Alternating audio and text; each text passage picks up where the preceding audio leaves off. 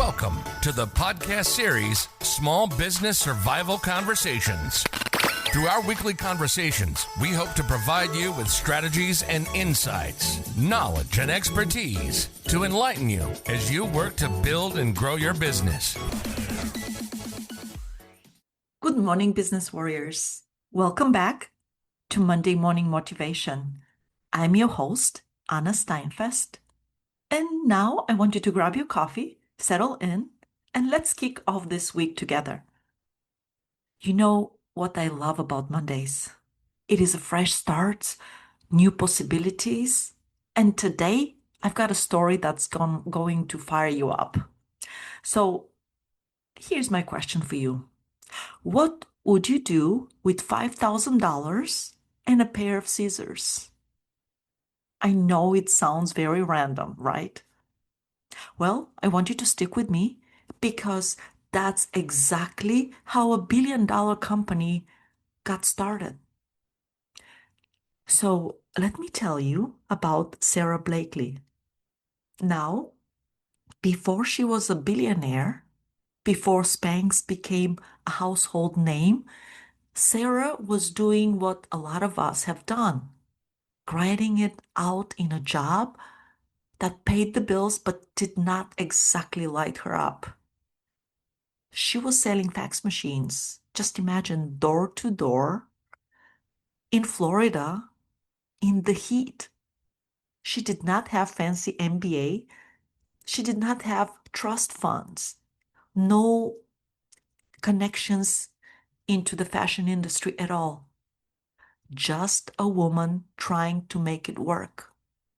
And then one night, she was getting ready for a party and she was wearing white pants. And you know what happens when you wear white pants, right? Every little line shows, every seam, everything.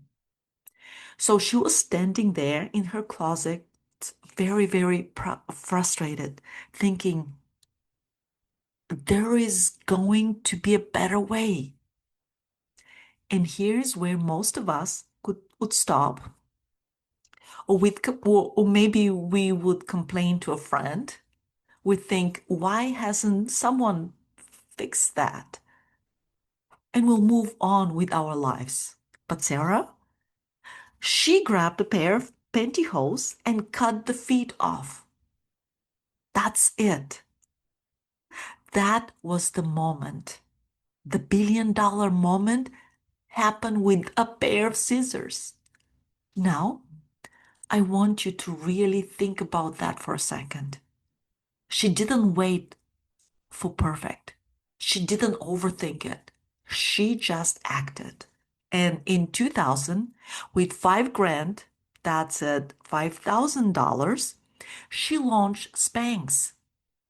And today, Spanx is a global brand, hundreds of millions in revenue. And Sara became the youngest self-made female billionaire in the United States.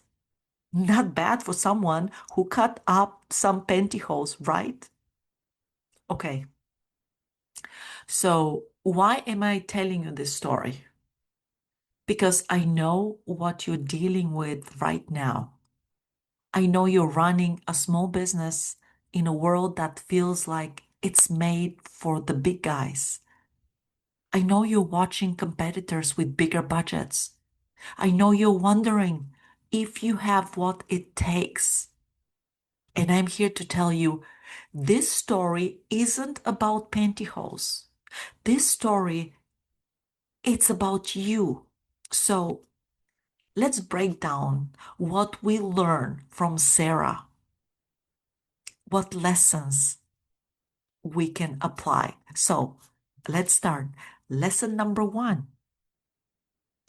I want you to remember that your frustration is your fuel.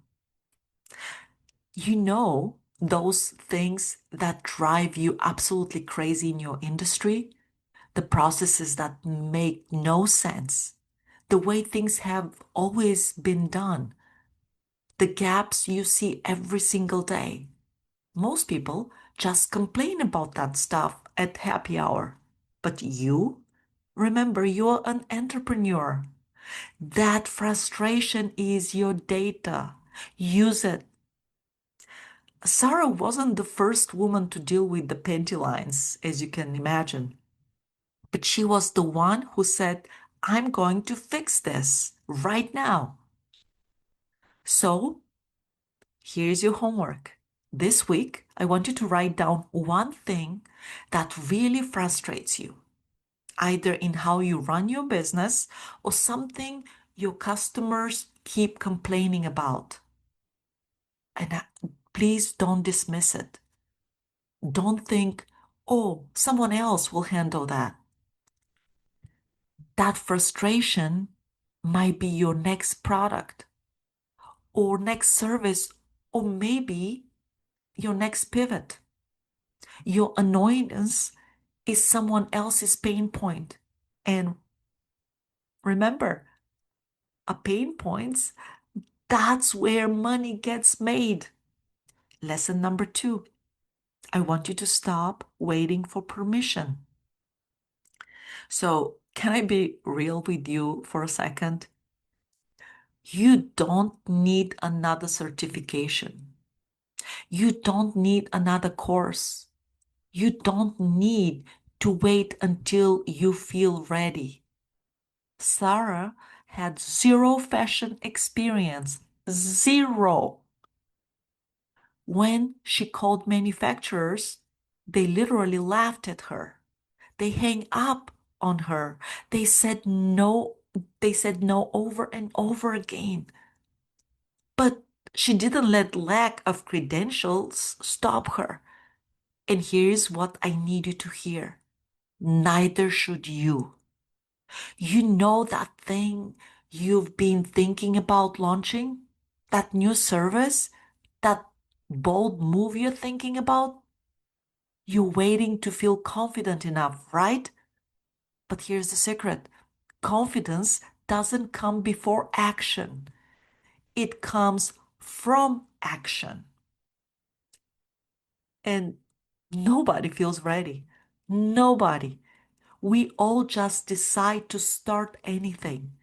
So, what's one thing you've been putting off because you don't feel qualified enough? Yeah, that thing. I want you to do it this week. Lesson number 3. Keep it stupidly simple. You know what kills most small businesses? Not the competition and not the economy. Complexity. We try to be everything to everyone. We offer 17 services when we should offer 3. We confuse clarity with being comprehensive. Spanx solved one problem, just one, that's it. And that singular focus, that's what made it explode. So look at your business right now. Look at your website, your pitch, your services. If someone asks you, what do you do? Could you answer in one clear sentence? If not, you've got work to do. So this week, I want you to cut something, one service you're mediocre at, one product that's not selling, or one thing that's complicating your message.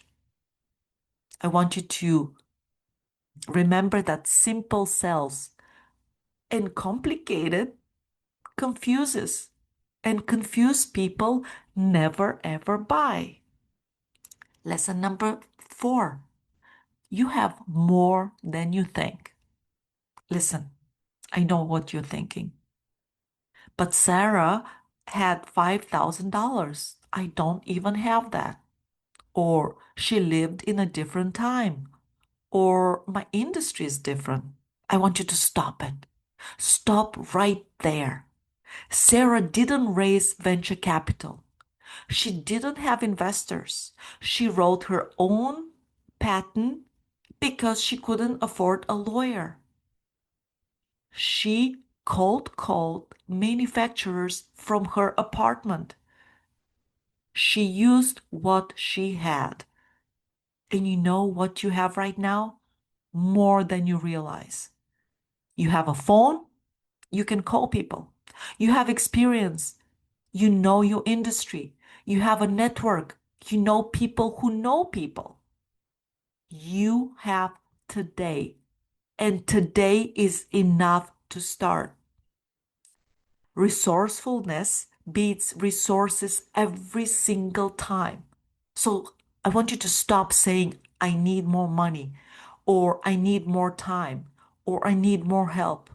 I want you to start saying, what can I do with what I have right now? That's where the magic happens. And lesson number 5, being small is your superpower. Here's something big companies will never tell you. Being small is actually an advantage. When Sara walked into those boardrooms, people underestimated her. They thought, cute idea, but who is she? And you know what? That became her fuel. You can do things right now that big companies can't. You can pivot tomorrow. They need 6 months and 3 committees meetings to take action. You can call a customer directly. They need to go through 5 departments to do so. You can try something weird and creative today. They have brand guidelines and legal reviews to go through. Your size isn't your limitation. In fact, it is your edge. Remember that. So I want you to stop thinking, I am just a small business. And I want you to start thinking, I'm a small business, which means I can move fast and care deeply. That's your unfair advantage, and I want you to use it. All right, let's get practical. Here's what you going to do this week. Action 1. I want you to name your frustration. Literally, write this down today. One thing that bugs you, one gap you see, or one problem your customers keep mentioning. And please don't overthink it. Just notice it. Action 2, I want you to simplify something. So look at your business and ask, what can I cut? What can I clarify? Maybe it's one service you're dropping. Maybe it's rewriting your homepage so fifth grader could understand it. Maybe it's saying no to clients who aren't the right fit. Simplify, please. Your future self will thank you.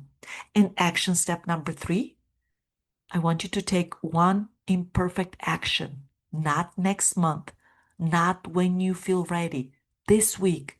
Send the email, make the call, launch the draft version, post the thing.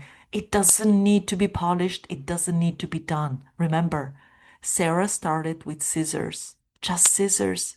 You can start with whatever you've got.